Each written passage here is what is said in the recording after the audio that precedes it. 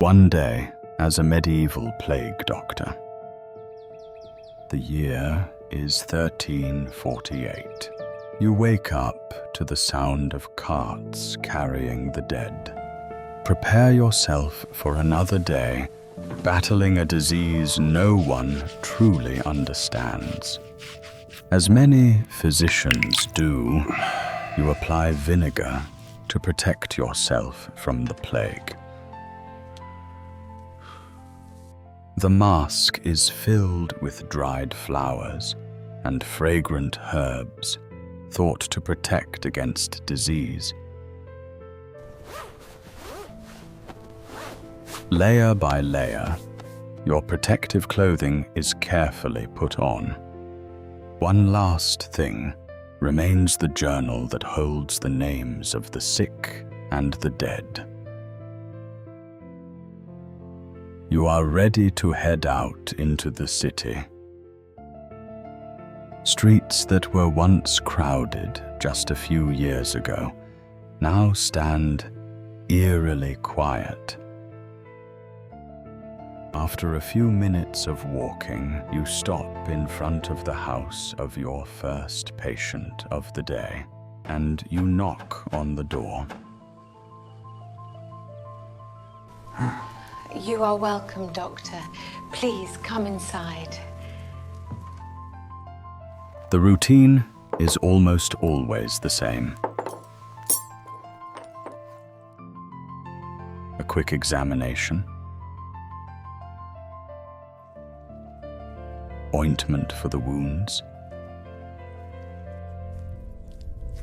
encounters with filthy rats,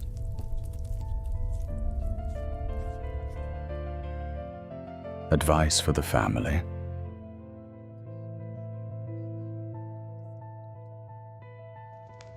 and finally, recording every case for the authorities. The work here is finished. On the next route, a strange crowd has gathered.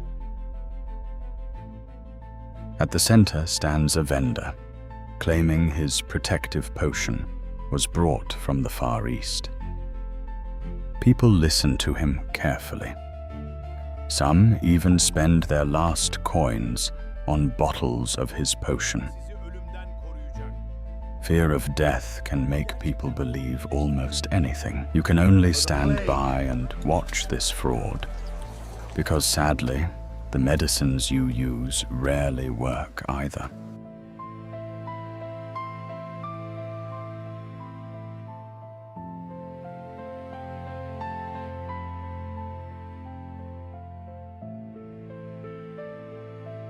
As you approach the church along your route, the crowds begin to grow once again, while people in other parts of the city keep their distance from one another out of fear of the plague.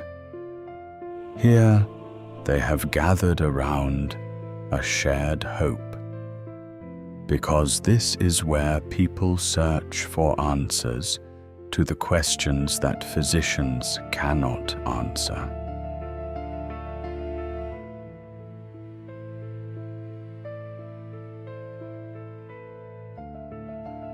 In recent days, the priests have become just as busy as the physicians. They care for the sick, recite prayers, and lay the dead to rest. And all too often, they pay the price with their own lives.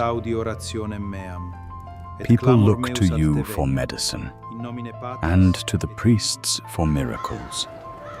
Yet with every sunset, the same names appear both in your ledger and in their prayers. Your last stop is a small house on the outskirts of the city.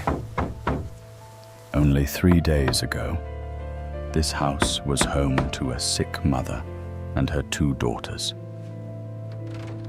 No answer, only silence.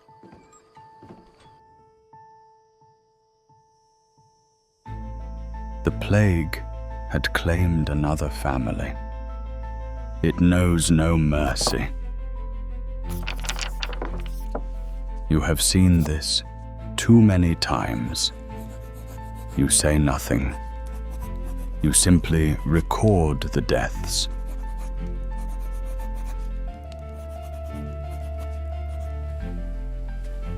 And move on. At last, it's time to head home. Outside, another corpse cart rolls toward the house. For the dead, there is no delay. At last, you've made it home. Your body longs for rest. In the silence of your room, you sit quietly on the edge of your bed. You carefully remove your gloves. For a moment, you freeze. The same wounds you've seen on countless patients now cover your own hands. At this point, we'd like to ask you a small favor. Creating these videos takes days of hard work. To help us get rewarded for our efforts, please don't forget to leave a like. Your support truly means a lot to us.